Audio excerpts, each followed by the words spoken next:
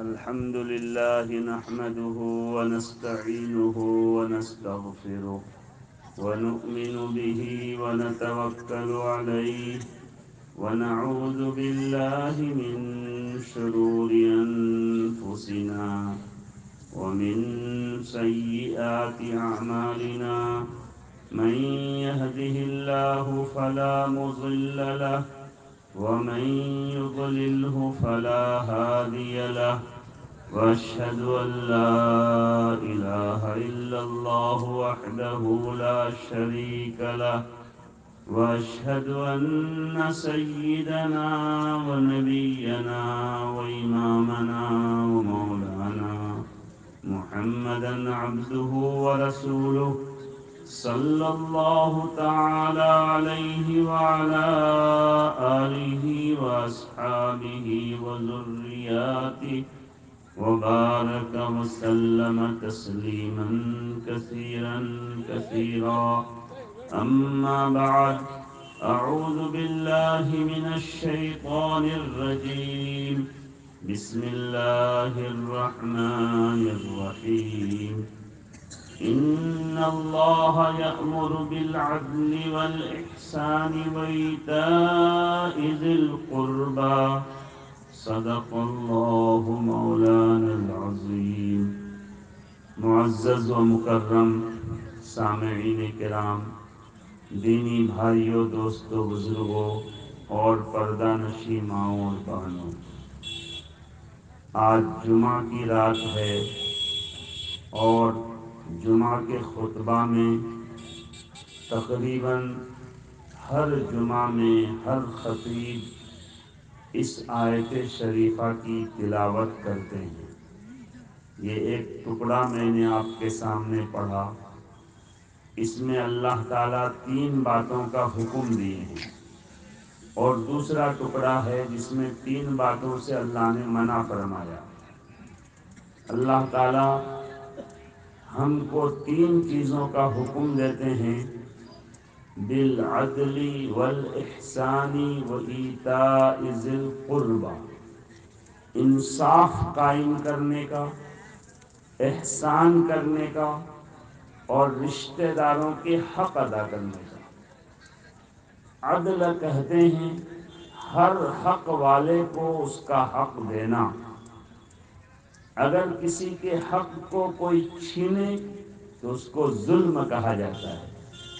حق والے کو حق دے دلائے تو اس کو عدل کہا جاتا ہے.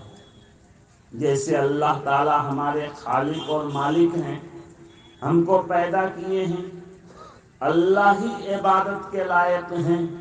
ہم یہ کلمہ پڑھتے ہیں لا الہ الا اللہ، اللہ کے سوا عبادت کے کوئی بھی لائق نہیں.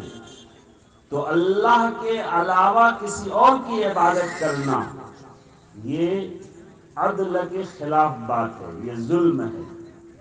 اور اللہ ہی کی عبادت کرنا یہ عدل ہے کہ جس کا حق تھا اس کو حق دے دیا گیا. ایاک نعبد و ایاک نستعین سورہ فاتحہ میں ہر دن پڑھتے ہیں کہ اللہ ہم آپ ہی کی عبادت کرتے ہیں. اب اگر ہمارا سر اللہ کے علاوہ کہیں اور جھکے تو یہ عدل نہیں ہے، یہ ظلم ہے. اسی طرح محمد صلی اللہ علیہ وسلم اللہ کے آخری نبی ہیں. اللہ کے آخری نبی محمد صلی اللہ علیہ وسلم کو خاتم النبیین کا حق دینا یہ عدل ہے. اگر محمد صلی اللہ علیہ وسلم کے علاوہ کسی اور کو ہم نبی ماننے لگے، بہت سارے جھوٹے نبی دنیا میں ظاہر ہوتے ہیں، تو یہ ظلم ہے. حق والے کا حق چھین کر ہم دوسرے کو وہ چیز دے رہے ہیں. اسی طرح ہمارے آپس کے معاملات میں ایک آدمی حقدار ہے لیکن ہم اس حقدار کو حق نہیں دے رہے ہیں، رشوت لے کر دوسرے کو حق دے رہے ہیں. ایک سرکاری مدرسے میں پوسٹ خالی ہے، اس پوسٹ کا ایک لائق فائق لڑکا گاؤں میں موجود ہے، لیکن دوسری جگہ کے لڑکے پورے 10 لاکھ روپے لے کر اس کو ہم نے دے دیا وہ پوسٹ. یہ ظلم ہے، حق والے کو حق دینا یہ عدل ہے۔ چنانچہ اللہ تعالیٰ نے عدل کا حکم دیا، اور حدیث میں ہے کہ اپنے نفس کے اوپر بھی عدل قائم کرنا ہو تو بھی عدل کرو۔ کبھی ایسا ہوتا ہے کہ ہمارا اپنا آدمی کو اگر ہم ووٹ دیں تو یہ غلط ہو جائے گا۔ مثلا منبر میں میرا بھائی بھی کھڑا ہو گیا، گاؤں کا ایک اور لڑکا کھڑا ہو گیا، ہم جانتے ہیں کہ وہ لڑکا کام کا لڑکا ہے، میرا بھائی نکما ہے، تو اس کا حق ہے، ہم نے اپنے بھائی کو ووٹ دے دیا تو یہ ظلم ہے۔ عدل یہ ہے کہ چاہے میرا بھائی ہو، ہم چاہے ان کے ساتھ خیر خائی کریں، صلہ رحمی کریں، 5,000 روپے دے دیں، مگر ووٹ ان کو دینا ہے جو حق والا ہے۔ تو اللہ تعالیٰ عدل کا حکم کر رہے ہیں۔ اگر آدمی عدل پر قائم ہوتا ہے تو اللہ کی رضا اور خوشنودی ان کے ساتھ شامل ہوتی ہے، اور ایسی جگہ سے اللہ راستے کھولتے ہیں جہاں ان کا وہم و گمان بھی نہیں ہوتا۔ رات بہت ہو گئی، بس ایک واقعہ سنا کر میں آگے چلوں گا۔ ہمارے ہندوستان میں کاندھلا کے قریب ایک گاؤں ہے، وہ گاؤں پورا کا پورا پہلے غیر مسلم تھا، ابھی پورا گاؤں مسلمان ہے۔ اس گاؤں میں ایک زمین تھی، ایک غیر مسلم کی، اور اس پر ایک مسلمان نے قبضہ کر لیا۔ انگریز کی حکومت تھی، چنانچہ دونوں میں جھگڑا چلا، جیسا کہ آج کل ہوتے رہتا ہے اس طرح۔ چنانچہ دونوں کا اختلاف اتنا آگے بڑھا کہ مسلمان نے یہ اعلان کر دیا کہ اگر میں مقدمات جیت جاؤں گا تو یہ زمین جو ہے مسجد کے لیے وقف کر دوں گا، اور غیر مسلم نے یہ اعلان کر دیا کہ اگر میں جیت جاؤں گا تو مندر کے لیے دے دوں گا۔ اب گویا کہ مسئلہ تھا دو آدمی کا، لیکن اب دو قوم کا مسئلہ آ گیا، ہندو مسلم کا جھگڑا شروع ہو گیا۔ خیر، انگریز عدالت میں جج کے سامنے مقدمہ چلا۔ جج نے دونوں پارٹی سے یہ کہا کہ تمہارے گاؤں میں، تمہارے علاقے میں کسی کو تم مصلح بنا کر صلح مصالحت کر لو، کسی پر اتفاق کر لو، کسی پنچ پر اتفاق کر لو کہ یہ لوگ جو فیصلہ کریں گے وہ ہم منظور کر لیں گے۔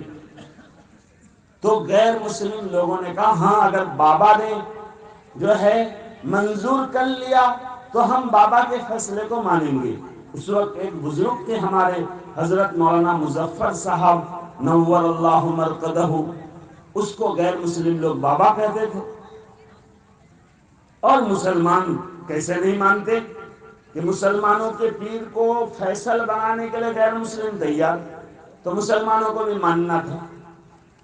اب مسئلہ آ گیا کہ ٹھیک ہے، مولانا مظفر صاحب جو فیصلہ کریں گے وہی فیصلہ منظور کیا جائے گا۔ دونوں فریق کا جو ہے پورا معاملہ طے ہو گیا، دستخط وغیرہ لے لیے گئے، اور جج نے اعلان کر دیا کہ فلاں دن اس کا فیصلہ ہوگا، اور ان دونوں کا اتفاق ہے کہ بابا کا جو فیصلہ ہوگا وہ سب مانیں گے۔ چنانچہ اس تاریخ میں ہندو مسلم سب جمع ہو گئے، پورا کورٹ کا میدان بھر گیا کہ آج بابا سے کا فیصلہ ہوگا، کتنے دن سے جھگڑا چل رہا ہے، دیکھنا آج کیا فیصلہ ہوتا ہے۔ اور فیصلہ ہونے کے بعد سب لوگ مانتے بھی ہیں کہ نہیں، جس طرح کے پہلے سب نے یہ وعدہ کیا ہے کہ ہم مانیں گے۔ خیر، اس کے بعد جج نے حضرت سے معلوم کیا کہ آپ کے فیصلے کو دونوں فریق ماننے کے لیے تیار ہے، آپ صحیح بتائیے، آپ اس گاؤں کے آدمی ہیں، پرانے ہیں، آپ کو معلوم ہے یہ زمین کس کی ہے۔ انہوں نے فیصلہ کر دیا کہ یہ زمین اس غیر مسلم کی ہے، مسلمان کی نہیں۔ تو انگریز جج نے کہا کہ آپ کیا کہہ رہے ہیں؟ انہوں نے اعلان کیا ہے کہ اگر زمین ان کی ہو جائے گی تو وہ اس پر مندر بنائے گا، اور مسلمان کا اعلان ہے کہ مسجد بنائے گا، تو کیا آپ یہ فیصلہ کرنا چاہتے ہیں کہ اس زمین پر مندر بنے؟ حضرت نے فرمایا صحیح بات یہ ہے کہ اس زمین کا مالک وہ غیر مسلم ہے، اب وہ اپنی زمین پر مندر بنائے، کچھ بنائے، وہ ان کا معاملہ۔ چنانچہ جو ہے حضرت نے فیصلہ کر لیا، سب لوگ پہلے سے وعدہ کر چکے تھے، غیر مسلم کے حق میں فیصلہ ہوا، مسلمان بھی ماننا پڑا، ان کو پہلے سے وعدہ کر چکے تھے۔ اس وقت اس انگریز جج نے کہا کہ مسلمان ہار گئے لیکن اسلام جیت گیا، کہ یہ اسلام سکھاتا ہے۔ یہ قریب کا واقعہ، پہلے کے بہت سارے واقعات ہیں۔ تو اللہ کا یہ حکم ہر جمعہ کو ہم کو سنایا جاتا ہے کہ عدل قائم کرو، انصاف قائم کرو۔ آج اگر ہمارے ہاتھ میں حکومت آ گئی، آج ہم لوگ ناچتے ہیں، حکومت، قیادت، ایک تو مدرسہ سرکاری ہمارے ہاتھ میں آ جائے تو اس کا کیا گت ہم بناتے ہیں۔ ایسی قوم جو ہے چلائے اور نعرے تکبیر بلند کرے اور حکومت کی بات کرے، ان کے منہ پر تھوکنا چاہیے۔ تو ہم کو ہر جگہ عدل قائم کرنا چاہیے۔ اللہ یہ حکم کر رہے ہیں۔ اللہ کا دوسرا حکم ہے ان اللہ یأمر بالعدل والاحسان، احسان کرنے کا حکم کر رہے ہیں۔ عدل تو یہ ہے کہ ہم دو بھائی ہیں، باپ کا انتقال ہو گیا تو ان کی زمین میں آدھے کا وہ مالک، آدھے کا میں مالک، آدھا میں خود لیا، آدھا میں ان کو دے دیا، تو یہ ہے عدل۔ احسان یہ ہے کہ میں بڑا بھائی ہوں، میری شادی بیاہ ہو چکی ہے، میرا چھوٹا بھائی ابھی شادی بیاہ باقی ہے، میں نے جو ہے زمین کم لے لی، بڑے چھوٹے بھائی کو زیادہ دے دیا، یہ احسان ہوا ان پر۔ میں نے کم دام کی زمین لے لی، چھوٹے بھائی کو زیادہ دام کی زمین دے دیا، یہ ان پر احسان ہوا۔ اللہ فرماتے ہیں عدل قائم کرو اور ساتھ ساتھ احسان کا تمہارا معاملہ ہو، ایک دوسرے کے ساتھ خیر خواہی کا معاملہ ہو۔ اللہ تعالیٰ احسان کرنے والوں کو بہت پسند کرتے ہیں۔ ہمارے بزرگوں نے ایک واقعہ لکھا ہے کہ ایک مرتبہ ادھر پنجاب اور اس زمانے میں ملک ایک ہی تھا، اور اس سے آگے کا واقعہ ہے، وہاں کا ایک آدمی پڑھا لکھا آدمی تھا، نوکری نہ ملنے کی وجہ سے، بے روزگاری کی وجہ سے بہت پریشان حال تھا۔ روزگار تلاش کرنے کے لیے وہ دلی کے لیے روانہ ہوا کہ دلی شہر میں جا کر کماؤں گا، جیسا کہ ہمارے یہاں کے بچے جاتے ہیں بیچارے کمانے کے لیے، وہ بھی کمانے کے لیے نکلا۔ وہ زمانہ ایسا تھا کہ اس وقت ٹرین بس کا نظام نہیں تھا، تانگا، بیل گاڑی، گھوڑا گاڑی لوگ کرایہ پر لے جاتے تھے۔ وہ غریب آدمی تھا، وہ پیدل نکل گیا۔ چنانچہ چلتے چلتے چلتے ایک گاؤں میں رات ہو گئی، تو اس گاؤں کے باہر ایک جھوپڑی تھی، اس جھوپڑی میں ایک بڑھیا رہتی تھی۔ تو وہ دیکھا کہ ایک بڑھیا جھوپڑی سے باہر بیٹھی ہے، وہ پہنچ گیا، سلام کیا، اماں آج میں آپ کے جھوپڑی کے باہر برآمدہ میں، ہم لوگ اوسرا جو کہتے ہیں اوسرا میں رہنا چاہتا ہوں، اور میں مسافر آدمی ہوں، دلی جانا ہے، رات ہو گئی ہے، رات میں کہاں جاؤں، تو آپ اجازت دیجیے آپ کے گھر کے باہر میں سو جاؤں۔ تو بڑھیا کہنے لگی کہ بیٹا خوشی سے میرے گھر میں رہو، آرام سے رہو، مگر کھانے پینے کا انتظام خود کرنا پڑے گا، میرے پاس اپنے کھانے کے لیے بھی پیسے نہیں ہیں، میں خود 2 دن سے بھوکی ہوں، اسی لیے تم کو کھلا نہیں سکتی ہوں، کھانے کا انتظام اپنا کرو، رہنے کی اجازت ہے۔ تو اس آدمی نے کہا کہ اماں میں بھی 2 دن سے بھوکا ہوں، میرے پاس بھی کچھ کھانے پینے کا نہیں ہے، بہت غریب آدمی ہوں، راستے میں جنگل میں پھل فروٹ، جنگل کے جو پھل ہوتے ہیں جو ہے بون بیر وغیرہ، یہ سب کھا پی کے جو ہے چل رہا ہوں، میرے پاس بھی کچھ نہیں ہے، ٹھیک ہے پانی پی کے دونوں ہی سو لیں گے۔ یہ کہہ کر وہ اپنا تھیلا جو ہے رکھا برآمدہ میں اور بستر استر جو بچھانے لگا، تو وہ بڑھیا اندر گئی اور کچھ دیر کے بعد اندر سے آئی اور اس زمانے کے اعتبار سے 5 روپیہ لا کر ان کو دی اور بولی بیٹا یہ 5 آنا ہے، اس زمانے کے اعتبار سے گویا کہ 500 روپیہ، تو یہ 5 آنا لے جاؤ اور بازار سے کچھ چاول دال خرید کر لاؤ، کھانا پکاؤں گی، میں بھی کھاؤں گی تم بھی کھانا۔ تو وہ کہنے لگا اماں آپ تو ابھی بولی تھی کہ میرے پاس کچھ بھی پیسے نہیں ہیں، میں بھوکی ہوں، پھر یہ پیسے آپ کہاں سے نکالی؟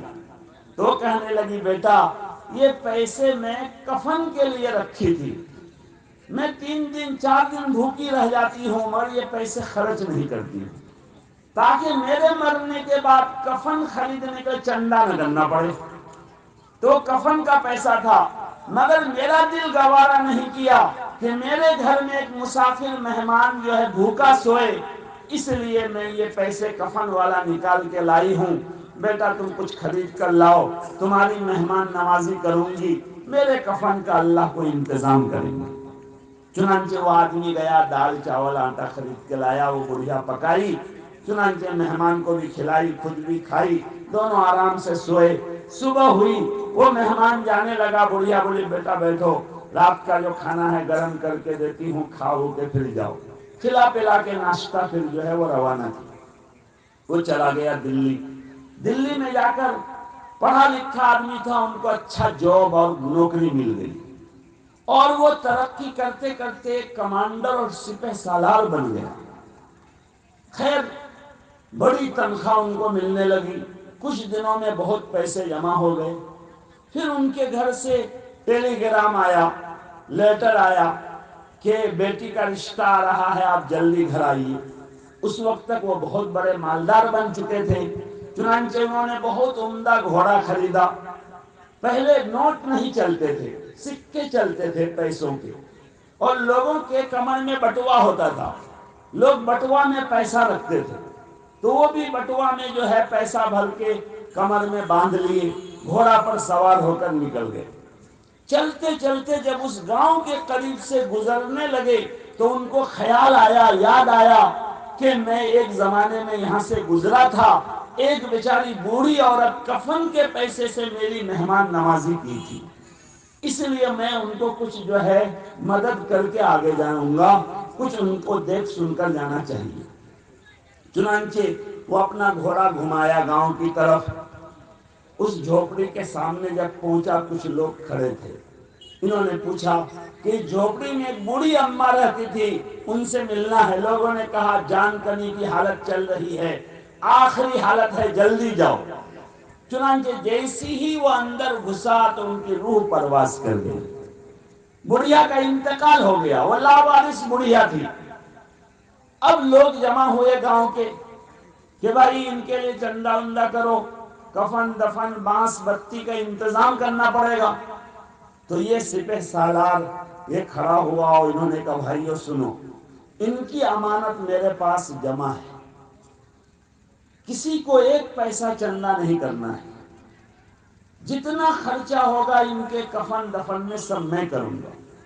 آپ لوگ مقامی لوگ ہیں، میرے ساتھ چلیے دکان میں کفن خریدنے، قبر کھودنے والے کو بلائیے، بانس خریدیے، جو ہے پوری تیاری کیجیے، مگر رقم اور پیسہ میں پورا دوں گا۔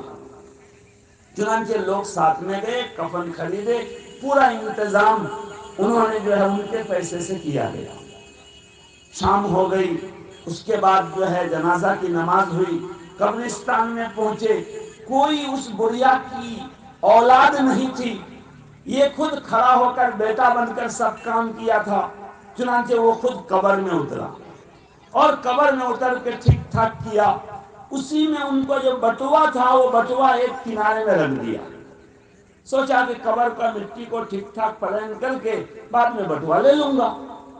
لیکن آپ جانتے ہیں قبر میں اتارنے کے وقت بہت مرتبہ جلدی بازی میں جلدی اٹھو جلدی اٹھو جلدی رکھو، اس طرح کی بات ہوئی، اور میت کو قبر میں رکھ دیا گیا، اور اسی میت اور کفن کے اندر وہ بٹوا دب گیا۔ ان کے خیال میں ذہن میں ہوا رہا نہیں، وہ باہر نکل گیا، میت دفنا دیا گیا۔ اس کے بعد رات ہو گئی تھی، اس گاؤں کے جو چودھری صاحب مکھیا جی تھے، بڑے آدمی تھے، انہوں نے ان سے کہا اتنی رات میں کہاں جائیں گے، ہمارے بیٹھک میں آپ رات رہ لیجئے، کھانا وانا کھلا کر ان کو اپنے بیٹھک میں انہوں نے سلا دیا۔ اب وہ بیچارہ بیٹھک میں سو گیا، جب سونے گیا تب ان کو بٹوا یاد آیا۔ سونے کے وقت لوگ پیسے وغیرہ جو ہے تکیا وغیرہ کے نیچے بڑھیا سے رکھتے ہیں، تو وہ بھی بٹوا کو ٹھیک ٹھاک سے رکھنے کے لیے تلاش کیا، تو ان کو ذہن میں آیا کہ ہائے اللہ، میں تو بٹوا قبر میں رکھا تھا، وہیں چھوٹ گیا۔ ہمت والا آدمی تھا، سوچا کہ ابھی بتاؤں گا، رات کا وقت ہے، صبح ہوتے ہوتے کون چور نکال کے جو ہے لے کے چلا جائے گا، اس لیے کسی کو کچھ نہیں بتایا۔ جب سناٹا ہو گیا، سب لوگ سو گئے، تو اس زمانے میں باہر ہی کودال ہال وغیرہ سب رکھے ہوئے ہوتے تھے۔ کودال اٹھایا، قبرستان پہنچ گیا، قبر کھودا، اور کھود کر جب قبر میں گھسا تو دیکھا کہ کفن پڑا ہوا ہے اور لاش غائب ہے۔ وہ زمانہ کفن چور کا تھا، لاش پڑی رہتی تھی، کفن لوگ چوری کر کے لے جاتے، کتنی چوری کا زمانہ نہیں تھا۔ یہ منظر دیکھ کر کہ کفن پڑا ہوا ہے، لاش نہیں ہے، ان کو بڑا تعجب ہوا۔ اس نے سوچا ہو سکتا ہے گیدڑ شیال کوئی جو لاش کو کھینچ کے ادھر ادھر کہیں لے گیا ہو۔ دیکھا قبر میں ایک سوراخ ہے، تو اس میں جو ہے سر گھسا کر دیکھنا چاہا، تو اچانک ان کو ایسا لگا کہ میں ایک دوسری دنیا میں پہنچ گیا، اور دیکھا کہ چاروں طرف سے ہرے بھرے باغیچے ہیں، نہریں جاری ہیں، شاندار ماحول ہے، خوشبودار ہوائیں ہیں، اور دور میں ایک اسی طرح کا شاندار اسٹیج سجا ہوا ہے، اور اس پر سونے چاندی کی کرسی رکھی ہوئی ہے، اور اس پر ایک خوبصورت بہت حسینہ جمیلہ لڑکی بیٹھی ہوئی ہے۔ جب یہ منظر اس نے دیکھا تو بہت ڈر لگا کہ لگتا ہے جنات کے گاؤں میں آ گیا۔ اب یہ سوچ ہی رہا تھا کہ دو پہلوان آ کر ان کا ہاتھ پکڑا اور بولا کہ ملکہ تم کو بلا رہی ہے، جو اسٹیج پر رانی بیٹھی ہے وہ بلا رہی ہے، اور پکڑ کے لے کے گیا۔ نیچے کھڑا ہوا تو وہ رانی، وہ ملکہ، وہ لڑکی کہنے لگی بیٹا مجھے پہچانتے ہو؟ انہوں نے کہا نا آپ کو تو نہیں پہچانتے۔ کہا غور سے دیکھو، کہا نا نہیں پہچانتے ہیں۔ کہا میں وہی بڑھیا ہوں جن کو تم کل دفن کیے تھے۔ تب اس نے غور کیا کہ اماں آپ تو جوان ہو گئی ہیں بالکل۔ کہا ہاں اللہ نے یہ سب نعمتوں سے نوازا ہے۔ حدیث میں آتا ہے کہ اللہ کے نبی نے ایک بڑھیا سے یہ فرمایا تھا کہ بڑھیا جنت میں نہیں جائے گی، وہ رونے لگی۔ آپ نے فرمایا گھبراؤ مت، بڑھیا جوان ہو کر جنت میں جائے گی، بڑھیا بڑھیا ہونے کی حالت میں نہیں جائے گی۔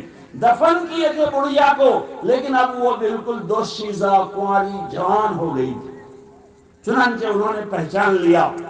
پھر اس بڑھیا نے کہا بیٹا یہ تمہارا بٹوا ہے پیسے کا، لو، اور تم کو یہ لوگ نکال دیتے، جلدی چلے جاؤ۔ کہا اماں کچھ دیر رہنے تو دیجیے، یہ سب اتنی نعمتیں آپ کو کیوں ملی، کیسے ملی؟ وہ بڑھیا کہنے لگی بیٹا تمہاری برکت سے، تمہارے اوپر جو 5 روپیہ میں خرچ کی تھی، اللہ نے فرمایا کہ میرے بندے پر تم احسان کیے تو میں تو سب سے ذرا بڑا احسان کرنے والا ہوں۔ اسی احسان کی برکت سے میری زندگی بھر کے گناہ معاف ہو گئے، اور اللہ نے فرمایا کہ اصل نعمتیں تو قیامت کے بعد ملے گی، اصل جنت تو قیامت کے بعد ملے گی، قیامت تک کے لیے چھوٹی جنت ہے۔ القبر روضۃ من ریاض الجنہ، قبر جنت کا ایک چھوٹا باغیچہ ہے۔ اب وہ کہنے لگا کہ اماں کچھ دیر یہاں رہنے دیجیے، یہاں تو بہت اچھی خوشبو آ رہی ہے، بہترین باغات ہیں، پھل لگے ہوئے ہیں، نہریں جاری ہیں، تھوڑا گھوم پھر کر دیکھ تو لوں۔ تو وہ بڑھیا کہنے لگی بیٹا جلدی جاؤ، یہاں کی گھڑیاں دنیا کی صدیاں، یہاں 2-4 گھڑی گزری ہے مگر دنیا میں کئی سو سال گزر چکا ہے۔ اور انہی 2 پہلوان سے وہ بولی کہ ان کو لے آ کر باہر چھوڑ دو۔ انہوں نے ہاتھ پکڑ کے وہیں لا کر جیسی باہر کیا تو دیکھا کہ ارے رات کا وقت تھا، باہر آیا تو دن کا وقت ہے، اور باہر آتے ہی اس دنیا میں آتے ہی ان کو ہر چیز سے بدبو آنے لگی۔ دیکھا دور میں ایک گاؤں ہے، گاؤں میں گیا، جا کر بتایا کہ کل ایسا ایسا واقعہ ہوا تھا، میں قبر میں گیا تھا اپنا بٹوا لینے، لوگوں نے کہا ارے یہاں تو کوئی بڑھیا اور کوئی آدمی اس سال میں انتقال ہی نہیں کیا، یہ کیسی بہکی بہکی باتیں تم بول رہے ہو؟ کوئی ان کی بات ماننے کے لیے تیار نہیں۔ ان کو پیاس لگی، پوچھا کہ بھائی پانی پلاؤ، پانی لایا تو پانی میں بہت بدبو ہے۔ لوگوں نے کہا یہ پاگل ہے، اتنا صاف شفاف پانی ہے، تم کو بدبو لگ رہا ہے؟ کوئی کھانے کے لیے کچھ دے رہا ہے، چائے دے رہا ہے، جو دے رہا ہے سب میں ان کو بدبو آنے لگی۔ خیر، گاؤں کا ایک بچہ اپنے دادا کو جا کر سنایا کہ دادا دادا ایک پگلا آیا ہے اور وہ ایسا ایسا ایسا ایسا بول رہا ہے۔ تو وہ بوڑھا دادا نے کہا کہ اس پگلا کو لاؤ۔ بلا کر پورا ماجرا انہوں نے سنا اور انہوں نے کہا کہ یہ بالکل صحیح کہہ رہا ہے، میرے دادا مجھے بتاتے تھے، میرے دادا کے بیٹھک ہی میں یہ سوئے تھے، اور یہ ان کا واقعہ صحیح ہے، لیکن یہ واقعہ تو 150-200 سال پہلے کا ہے، میرے دادا سنائے تھے۔ میرے بھائیو دوستو بزرگوں، بتائیے 5 روپیہ سے احسان کرنے کی وجہ سے اللہ نے کتنی نعمتوں سے نوازا۔ جنت وہ سپہ سالار گھوم کر آ گیا، اب وہ دنیا میں کوئی چیز ان کو اچھی نہیں لگ رہی تھی، پاگل جیسا پھر رہے تھے۔ اس زمانے کے وہاں کے لوگ ان کو لے کر دلی شاہ عبد العزیز محدث دہلوی رحمت اللہ علیہ کے پاس لے کر آئے کہ حضرت یہ ایک آدمی ہے، یہ ایسا ایسا بتا رہا ہے کہ جنت گھوم کے آیا۔ حضرت نے ان سے پورا ماجرا سنا اور فرمایا کہ یہ جنت کا مزہ چکھ کر آیا ہے، اب دنیا میں کہیں ان کو مزہ نہیں آئے گا، اگر ان کو دنیا میں کہیں مزہ آئے گا تو وہ مدینہ منورہ ہے، ان کے پاس بٹوا کا پیسہ ہے، ان کو مدینہ بھیج دو، بقیہ زندگی مدینہ میں ان کی گزر جائے گی، اس لیے کہ اس دنیا میں کہیں اگر جنت ہے تو وہ اللہ کے رسول کا شہر، اسی شہر میں اللہ کے نبی کی مسجد میں ریاض الجنہ نامی ایک جگہ ہے، جنت کی کیاری۔ چنانچہ ان کو وہاں بھیج دیا گیا اور پوری زندگی ان کی وہیں گزری۔ میرے بھائیوں دوستوں بزرگوں، بتائیے احسان اللہ کو کتنا پسند ہے۔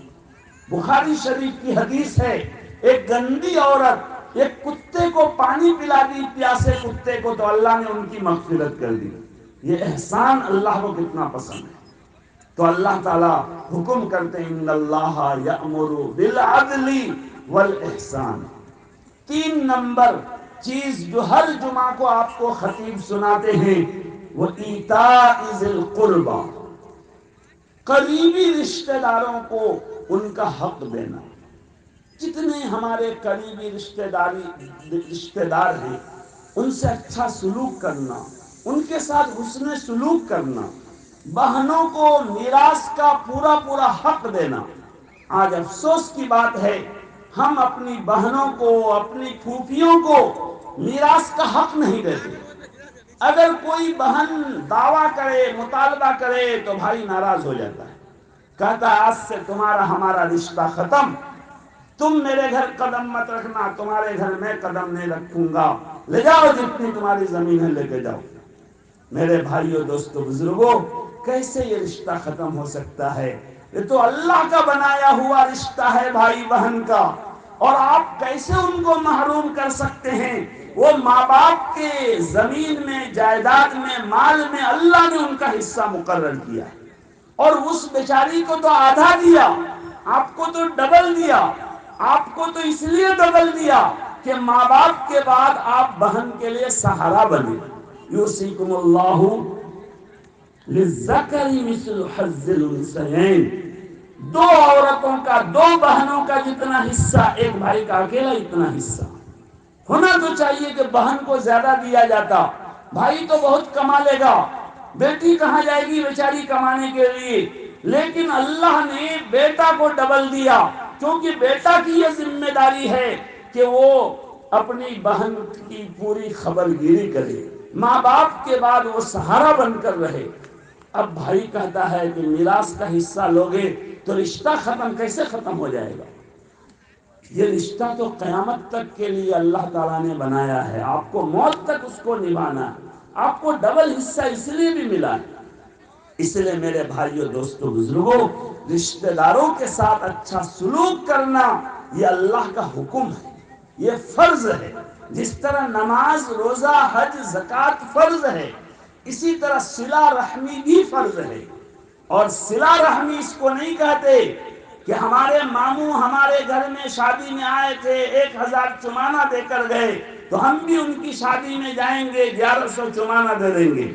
کہتے ہم جو ہے رشتہ نبھاتے ہیں، بھوج کھانے جاتے ہیں، یہ رشتہ نبھانا نہیں ہے۔ حدیث میں ہے سل من قطع کا